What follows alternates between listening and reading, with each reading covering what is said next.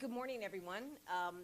It's wonderful to see everyone here this morning. The sun is shining, so apropos for our solar summit. I'm pleased to be joined today by our Secretary of Energy and Environmental Affairs, Rebecca Tepper, our Energy Resources Commissioner, Elizabeth Mahoney, our Director, Melissa Lavinson, our Undersecretary of Energy, Mike Judge, Undersecretary of Economic Development, Ashley Stolba, Assistant Secretary Ken Brown. I also want to acknowledge our committee chairs in the legislature, Senator Mike Barrett and Representative Mark Cusack. Thank you to all of the industry leaders who've joined us today for this conversation, and thank you to the labor leaders who are here as well, including Lou Antonellis from IBEW 103. Collectively, you all represent both the reality and the potential for energy investment to create good careers for our residents and, importantly, to bring more energy online as a source to this region, importantly, and also to drive down costs in the process. So we know a few things. We know that the Trump administration has been restricting supply and driving up costs. That's come in a few forms, rolling back clean energy tax credits, including a bipartisan program that has helped make the electricity we need fast and affordable. The administration has slowed down permitting timelines and created other political roadblocks to energy development. They've imposed tariffs on materials that are needed for this industry and other industries, including gas turbines to transformers to steel. And this is going to contribute to delays and also to the raising of costs. And, you know, this is at a time when we all are mindful of both the cost of energy as well as concerns about reliability.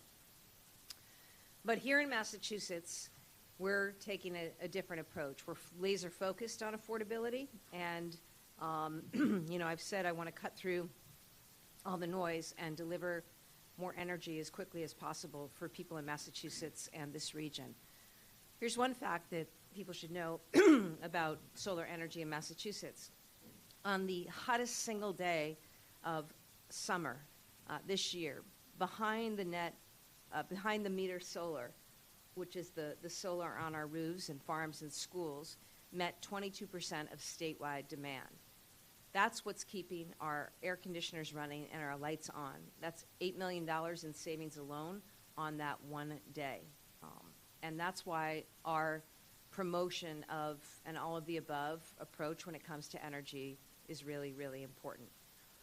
There's also something else we know about solar. It is the cheapest and fastest energy that we can build. Massachusetts used to be one of the top states for solar installation, and now we're in the middle of a pack. I want to change that, and that's why I've asked the team to come together to hear directly from industry leaders what is slowing things down, what is getting in the way, what needs to happen, okay? There's only so much that we can control as a state. We can't control all of what's happening at the federal level. But my job and the job of this team in this room, including industry, is to figure out what are the things that we can operationalize here, that we have control over. What are the things that we can implement that can help us more quickly install solar and build out operations here in Massachusetts? The case for it is clear. I just mentioned what solar yielded on the single hottest day this past summer, how important that was to reliability and meeting demand. And we know we need to get more energy into the region, and that energy needs to be cheaper for people. And we know that solar is the cheapest way to go right now, and and that's why we need to have this conversation today. We also, this summer, consistent with everything I just said, our administration rolled out new solar incentives on an emergency basis. Those incentives cut down permitting times, they speed up the interconnection process, and they train up the workforce that we need. But I know we can do more, and that's why I look forward to hearing from all of you. My team will be here for this all-day Working Solar Summit to hear directly from the people who invest in, develop, and build out these projects. And I want our residents to know that I'm laser focused on driving down energy costs and finding ways to benefit from cheaper electricity. I also want our 17,000 solar workers to continue to have good paying jobs, and I want our businesses to be able to build their own power. So I'm going to open it up for all of you right now and turn it over, turn it over to our Undersecretary of Energy, Mike Judge. Thanks, Governor. So I'll be very quick and just turn it right over to Jessica Robertson, who's going to kick things off from the industry side. Thank you. Thanks, Governor Healey, for bringing us all together today. My name is Jessica Robertson. I'm the Director of Policy and Business Development for New Leaf Energy, which is a Massachusetts-based solar and storage developer. Our mission is to accelerate the transition to a world powered by renewable energy. Renewable energy, though, is under an unprecedented attack from the federal government, but Massachusetts has an opportunity to accelerate the deployment of solar in the next 5 years, in spite of those attacks. Massachusetts was an early leader in solar, but we ran into growing pains that brought the industry to a virtual standstill for several years. But in response, with leadership from your administration, we have made enormous progress in breaking down barriers to solar in the 3 key areas: interconnection, permitting, and compensation. So this has put Massachusetts in a better position than any state in the country to continue to unleash a surge in solar development right now while the federal tax credit is still available, and then to figure out a new playbook for the post-ITC area. So what we need to do now is finish what we started. On interconnection, we need to speed up the implementation of the capital investment projects, or CIPs, which have already been approved by the DPU, and get started on the next phase of long-term distribution system planning as soon as possible. Enabling new interconnection capacity is the #1 thing that we can do to enable solar development. The progress we've made is already paying off. After the CIPs were approved, New Leaf, for example, has been able to return to old landowners in areas where projects were previously canceled due to lack of interconnection capacity and revive those projects. What we need to do now is make sure that the utilities build the CIPs as fast as they can to maximize the amount of solar we can deploy while we still have access to the ITC. Once the ITC is gone, proactive distribution system planning remains our best tool to make solar both viable and affordable. We need to start this planning right away and make sure that it takes a land use first approach so that we're not limiting ourselves to the small fraction of the Commonwealth where investments in grid infrastructure have already been made. The importance of permitting reform also can't be overstated. Until these reforms are fully implemented, there's an increasing number of towns where solar and storage is effectively off limits. Your administration's leadership has broken through this barrier to establish a new system with a standardized data-driven approach to solar siting and much more predictability on timelines and outcomes. There's no other state in the country where we can say that a project that we start permitting in 2026 can know that it will have a permit and when and in time to get online by the 2029 ITC deadline. So what we need to do now is just get the new system up and running as fast as we can and make sure that in the process of that we're not creating any new forms of red tape. Once the ITC is gone, the new permitting regime will also be a crucial factor in enabling the continued deployment of solar by opening up more opportunities for both solar and storage, reducing burdensome soft costs, and dramatically speeding timelines. Finally, Massachusetts is poised to outpace most other states in solar deployment due to the recent overhaul of the SMART program. There's a lot of details that we're still digesting, but the new annual adjustable rate structure will give us the flexibility to adapt to the rapidly changing federal and macroeconomic context. Your decision to authorize 900 megawatts of solar for the 2025 program year is a powerful statement that the administration stands with the solar industry and is ready to help us squeeze every last bit out of the ITC. So the solar we build now will be the most affordable solar that we will be able to build for some time. And solar and storage are the only, as you said, are the only new resources that we can bring online fast enough to address both reliability and affordability in this era of rising electricity demand. So with your continued partnership, we can meet this challenge.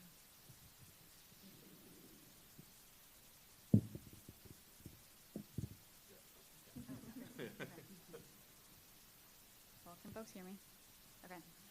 My name is Bronte Payne. I'm a senior policy manager with Sunrun. Sunrun is the nation's largest provider of home solar and storage, and we help Massachusetts families take control of their energy and build a more affordable and flexible grid for all households across the state. Thank you so much for the opportunity to talk about how we can increase access to home solar and storage here in Massachusetts. I want to thank Governor Healey and Secretary Tepper for organizing the Solar Summit to highlight Massachusetts' leadership in deploying home solar and storage, but also talking about what the state can do at this critical moment to make it faster and more affordable for households to install these resources, which will help the state meet our increasing electricity demands. We appreciate the administration and the legislature's focus on saving consumers money, bringing more energy into Massachusetts, and driving innovation. Sunrun and the residential solar industry as a whole deliver on these exact same goals every single day. As the governor said, and as I'm sure you'll hear a lot today, home solar and battery storage are really critical resources for creating a more affordable electric grid for all Massachusetts households. The state is expecting a really rapid increase in how much energy is needed to power the Commonwealth, and home solar and storage is the energy that we can build the fastest to bring on this much needed generation and to help reduce the need for things like expensive peaker plants and more expensive fuel sources. To give you all a sense of just how much generation home solar and storage can provide, Sunrun, just ourselves, installs a nuclear power plant's worth of energy capacity across the country each year. So while the individual projects for home solar and storage might be small, taken together, they are a really, really powerful resource. And the Massachusetts Connected Solutions Program is really a nation-leading program for aggregating these resources to benefit the grid. Access to home solar and storage is at a really important inflection point, as everyone in this room knows, with the federal residential clean energy tax credit being eliminated at the end of the year and the investment tax credit ending after 2027.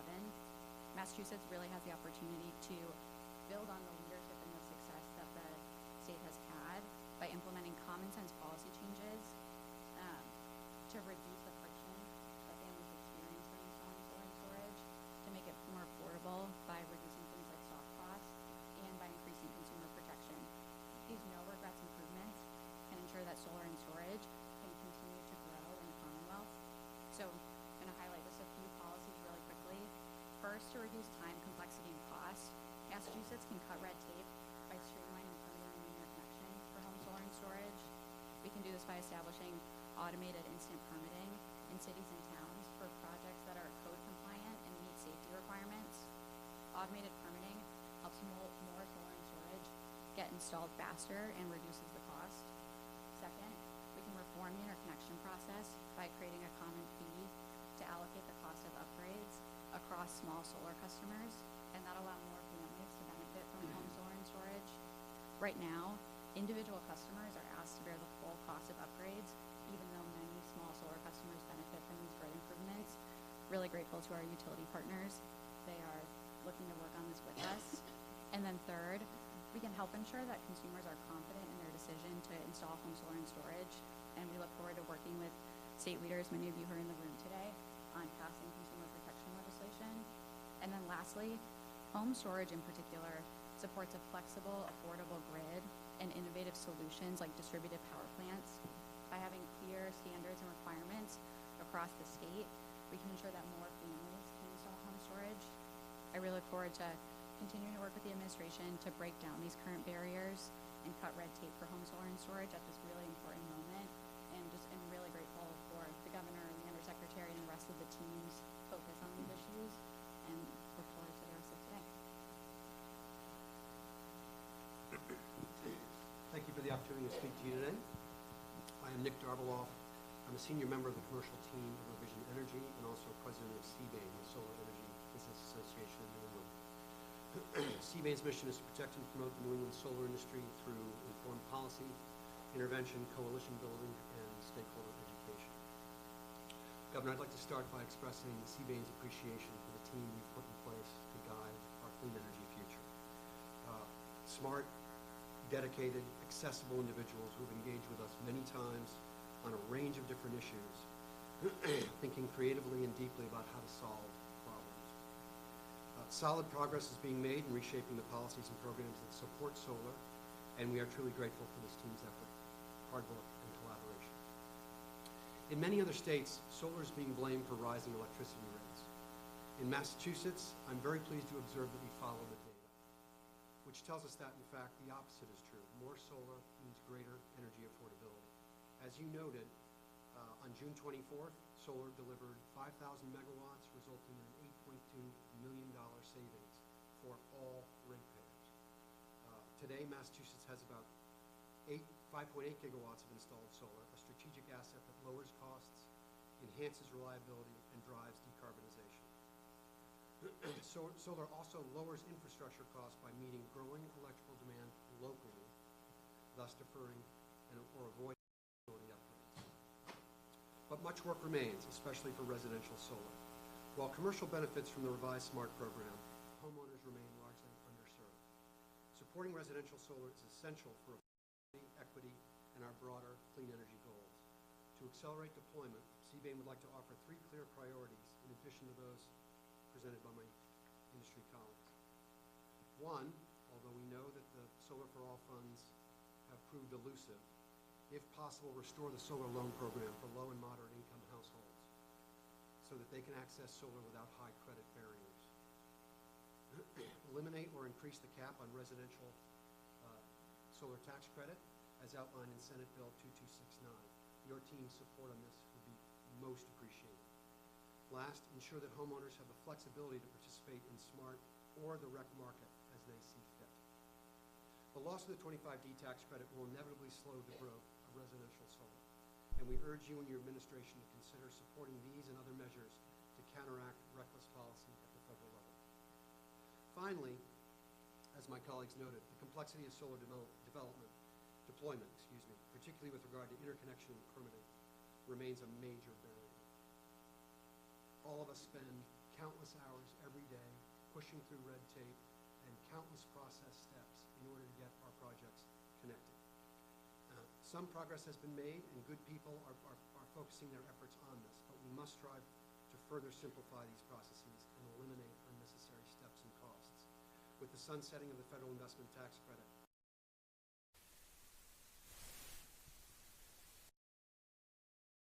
we stand ready to work collaboratively with you and your team to identify solutions, remove barriers, and ensure that solar continues to provide affordable, resilient, and clean energy for all Massachusetts residents.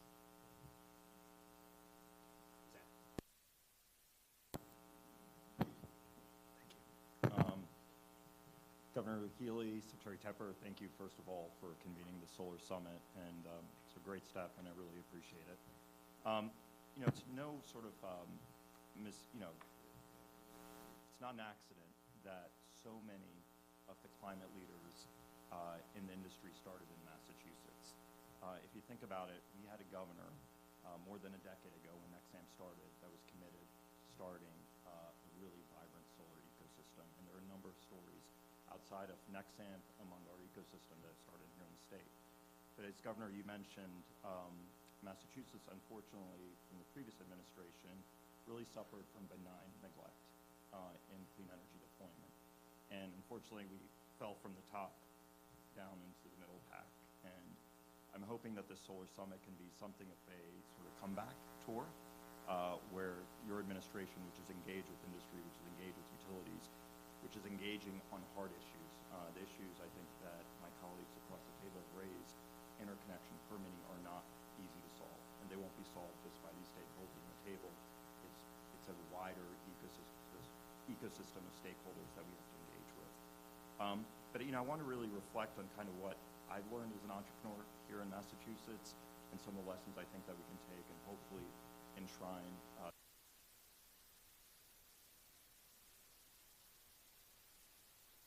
years ago here in the Commonwealth. It was really to create a regulatory policy that could scale, and that would not have these starts and stops. And it allowed companies like ours to invest heavily in a long-term vision. And I think that goes to our predecessors for setting up that foundation.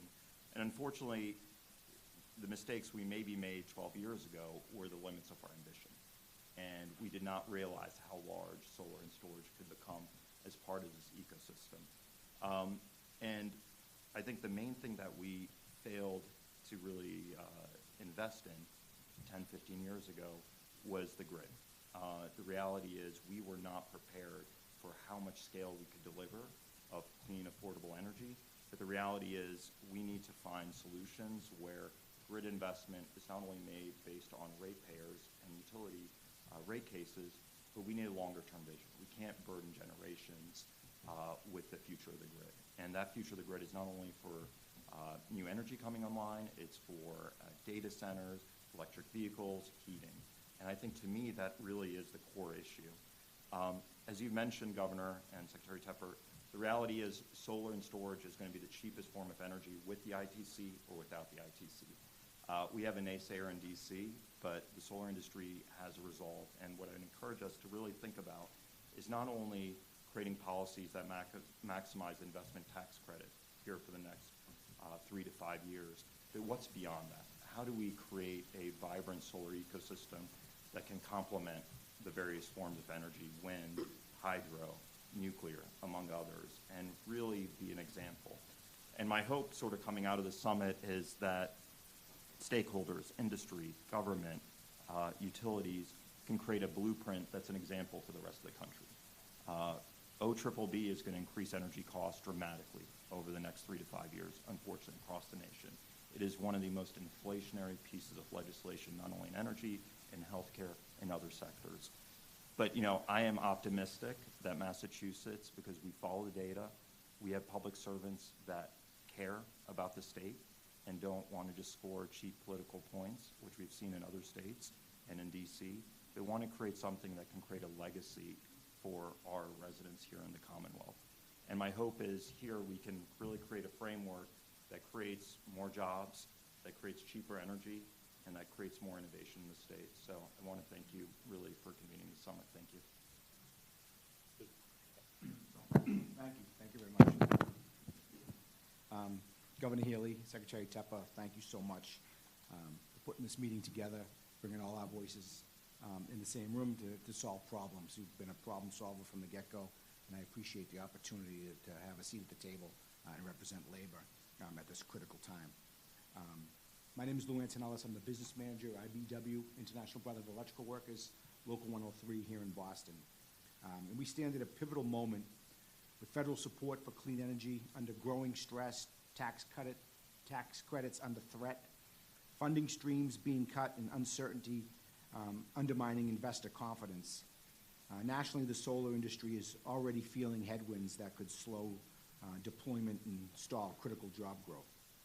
Yet here in Massachusetts, we have an opportunity and a responsibility to show how a state can respond with purpose, with resolve, and with fairness.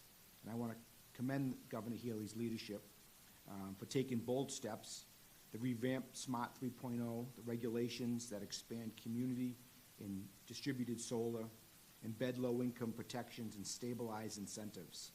The administration's efforts to reduce or eliminate solar-related charges on ratepayer bills, and the proposal in the Energy Affordability, Independence, and Innovation Act to give the state more direct procurement authority are vital moves to soften exposure to these federal rollbacks. Massachusetts has also enacted streamlined permitting, permit extensions, and consolidated siting reviews through new state laws to reduce friction and accelerate clean energy projects. But the work is far from done. To truly embrace and encourage solar while protecting workers and upholding labor standards, we must push further, and we must do it wisely. First, every state-led incentive, procurement, or grant program should require prevailing wage and project labor agreements. That ensures that jobs we create are quality jobs with good wages, benefits, and strong safety programs, ensuring that good jobs we seek to create are not a race to the bottom for the bad actors in our industry. We need to strengthen workforce training and apprenticeship programs specifically for solar installation, operations, and maintenance, including targeted support for historically underserved communities. By connecting solar deployment to labor pipelines like the Building Pathways program and Community Mentors team, we can build inclusive opportunity and resilience. We need to prioritize community solar and distributed generation in dense and low-income neighborhoods so that the benefits of clean energy, lower bills, resilience, local jobs reach those most burdened by energy costs. SMART 3.0, low-income adders, and allocation rules point in the right direction. We should expand that further with carve-outs or allocations reserved for union projects, municipally owned and cooperative installations, and nonprofit-led initiatives.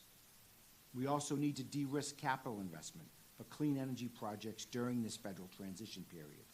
The state should consider loan guarantees, bond programs, or credit enhancement to back projects that meet high wage and labor standards. That helps make projects bankable even when federal incentives are uncertain.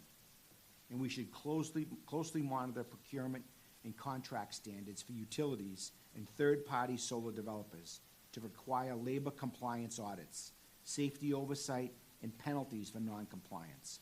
We should insist on transparency and accountability in every subsidized project.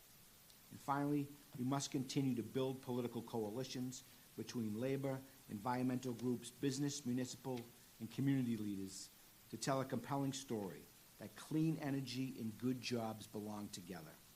We must press our congressional delegation, align with other states, and push back against any further federal rollback of climate investments that threaten both emissions goals and job creation. Massachusetts has already led in so many ways, but in the face of these federal headwinds from the Trump administration, leadership must deepen.